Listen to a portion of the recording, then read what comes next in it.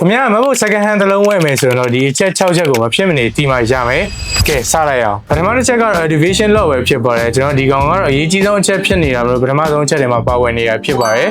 ကျွန်တော်တို့ဘယ်လိုစစ်ရမလဲတကယ်တော့ဒါလွယ်ပါတယ်ကျွန်တော်ဒီမဟုတ်ဝယ်မယ်ဆိုရင်မဟုတ်ကိုကျွန်တော် reset ချကြည့်ဖို့လိုပါမယ်ကျွန်တော် reset ချကြည့်တဲ့အခါမှာ activation lock တက်လာတာမျိုး iCloud တွေပေါ်လာမျိုးဆိုရင်တော့ကျွန်တော်ဒီကောင်လေးကတော့ဘယ်လိုမှဝယ်လို့အဆင်မပြေပါဘူးဒီ iCloud ကျန်နေတဲ့လုံးလေးဖြစ်လိမ့်မယ်ကျွန်တော် activation lock မပေါ်လာဘူးဆိုတော့ဒီ set ကတော့လုံးဝရှင်းတယ်ကျွန်တော်ဝယ်လို့ရပါတယ်ကျွန်တော် modern နေမှာ reset ချလို့မရတာမျိုးတွေရှိပါတယ်ဒါတော့ကျွန်တော်ဘယ်လိုမျိုး activation lock ဆက်လို့ရမလဲဆိုတော့နောက်ဗီဒီယိုမှာပြောပြပေးမယ်ကဲနောက်ထပ်ဒုတိယအချက်ကတော့ကျွန်တော် battery ပဲဖြစ်ပါတယ်ကျွန်တော် MacBook တွေဝယ်မယ်ဆိုတော့ battery ကိုတော့မဖြစ်မနေဆေးရမယ်ကျွန်တော် battery ကိုဆေးဖို့ဆိုရင်ကျွန်တော်တို့ MacBook ရဲ့ setting တွေကနေပြီးတော့ကျွန်တော်တို့ generator ကိုသွားမယ် generator ကနေပြီးတော့ about ကိုသွားမယ်ဗျာကျွန်တော် about ကိုသွားပြီးရင်ကျွန်တော်အောက်ဆုံးလေးဆွဲချလိုက်ရင်ကျွန်တော်ဒီ system report ဆိုတဲ့ကောင်လေးရှိပါတယ် system report တွေကိုရောက်ပြီဆိုရင်ကျွန်တော် power ဆိုတဲ့ option လေးကိုရွေးလိုက်မယ်ဒါဆိုတော့ဒီ power ထဲမှာကျွန်တော် cycle ကောင်းတဲ့ battery ကိုမြင်ရပါလိမ့်မယ်ဗျကျွန်တော်ဒီ battery ဆိုတာ M series မှာပဲစပြီးတော့ပါလာလိမ့်မယ်ကျွန်တော်ဒီ M series မဟုတ်တဲ့ Intel series မှာတော့ battery မပေါ်ဒါဆိုတော့ကျွန်တော် cycle ကောင်းကိုကြည့်ပြီးတော့အဓိကစဉ်းစားပြီးရွေးချယ်တင်တယ်ဗျကျွန်တော်2019 model လောက်ကိုcycle ကောင်း100လောက်ရှိတော့ original လို့ပြောပြီးရောင်းနေဆိုတော့ခင်ဗျာဂျင်းတဲ့ခံနေရတော့သိကြပြီတတိယတစ်ချက်ကတော့ကျွန်တော် display ကိုစစ်ရမှာဖြစ်ပါတယ်ကျွန်တော်ဒီအချက်ကိုစစ်ဖို့မေးရဆိုတော့ခင်ဗျာအတိုင်းနဲ့ကောင်းနေတာပြေးဆောင်လိုက်ဖို့ပဲရှိပါတော့တယ်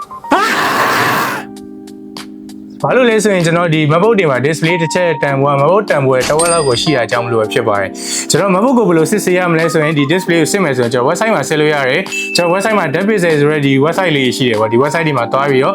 message တွေ link တွေရှိမရှိတွားပြီးတော့စစ်ဆေးလို့ရပါတယ်ကျွန်တော်တို့နောက်တစ်ချက်အနေနဲ့တော့ keyboard ကိုစစ်ရမှာပဲဖြစ်ပါတယ် keyboard စစ်တယ်ဆိုတော့ဘယ်လိုစစ်လဲဆိုတော့လွယ်ပါတယ်ကျွန်တော် cloud တွေမိစစ်ရမှာပါဘယ်မှာစစ်မလဲဆိုရင်ကျွန်တော် website မှာစစ်လို့ရတယ်ကျွန်တော် website မှာမစစ်ချင်အောင်ဆိုရင်တော့မှကျွန်တော်ဒီ MacBook မှာ auto bar keyboard viewer ဆိုတဲ့ကောင်လေးနဲ့လည်းစစ်လို့ရတယ် website မှာစစ်တာလည်းပို့ပြီးတော့သိကြရဲပေါ့နော်ကျွန်တော် cloud တွေနဲ့ကြည့်ပြီးတော့ကောင်းမကောင်းစမ်းကြည့်အောင်ပါတခြားဘာမှတော့စမ်းစရာမလိုဘူး keyboard ဆိုရင်တော့ cloud တွေမိစမ်းရလိမ့်မယ်နောက်တစ်ခုရှိအောင်ကျွန်တော် trackpad လေးကိုစမ်းမယ်ဗျ force click တွေပါကောင်းလား touch နဲ့ရတယ်ပါကောင်းလားစစ်အောင်မယ်ဒီ trackpad မှာ error တွေပါရှိတော့ရှားတွေပါ capture တွေပါနည်းနည်းပါးစမ်းကြည့်အောင်နဲ့ trackpad ကောင်းမကောင်းတော့သိနိုင်ပါတယ်ကဲနောက်တစ်ချက်ဆိုရင်လည်းကျွန်တော်အရေးကြီးတဲ့အထက်မှာပါပါတယ်ဘာတွေစစ်ရမလဲဆိုတော့ကျွန်တော်ဒီ MacBook မှာပါတဲ့ port တွေကိုစစ်ဖို့လိုတယ်ကျွန်တော်ဒီ2020 model 1819 model ဆိုတော့ Type C port တွေပဲပါတာဖြစ်တဲ့အတွက်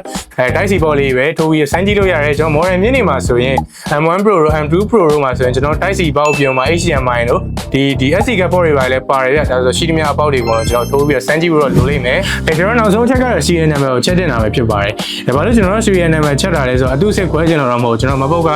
ကျွန်တော်ဒီကဘာကိုစစ်ချင်တာလဲဆိုတော့ကျွန်တော် model မြင့်နေမှာဆိုရင်ကျွန်တော် official range ဂျမ်ဂျမ်ကိုစစ်လို့ရတယ်ဗျကျွန်တော် M2 and 3လောက်ဝယ်ထားတဲ့လူတွေဆိုရင်ကျွန်တော် official range ကျန်နိုင်တယ်ဒါကြောင့်လို့ဒီကျွန်တော် serial number လေးချက်ပြီးတော့ဒီ official range ဂျမ်ဂျမ်ကိုစစ်လို့ရတယ်ကျွန်တော် model နေမှာဘာလို့စစ်တင်လဲဆိုတော့ကျွန်တော် purchase date ကြည့်လို့ရတယ်ဗျ